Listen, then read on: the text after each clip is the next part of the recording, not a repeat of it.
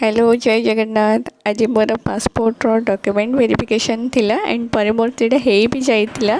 आपण मैंने भी जदि आपणकर डॉक्यूमेंट वेरिफिकेशन पे जाउछंदी तो आपण ऑनलाइन अप्लाई करथिबा टाइम रे जो सब डॉक्यूमेंट्स गुडी का रिक्वायर्ड थिला से डॉक्यूमेंट्स गुडी का साथ रे नैथिबे ओरिजिनल सहित हार्ड कॉपी एंड तापर मोस्ट नोट इम्पोर्टेंट डॉक्यूमेंट होची आपणकर 10th सर्टिफिकेट आपणकर Aadhaar card and PAN card. Aadhaar card टी आपणकर डिजिटल टिक मार्क सहित अप्रूव्ड होइथिबा दरकार नाले सेमान सेटा एक्सेप्ट करूनांती। आउर रहा आपणकर 10th पर जदि किसी क्वालिफिकेशन रोचे तो तार certificates original and hard copy नहीं आउे आपणकर बैंक पासबुक प्रीवियस 3 months अपडेट्सटा नहीं जाइए।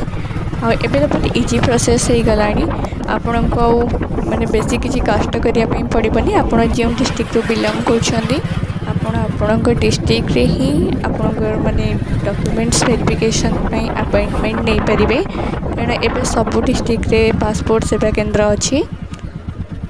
तो मत मोर पासपोर्ट टी डॉक्यूमेंट वेरिफिकेशन है कि पुलिस वेरिफिकेशन है कि आसवाई गोटे मास लगी जाइतिला।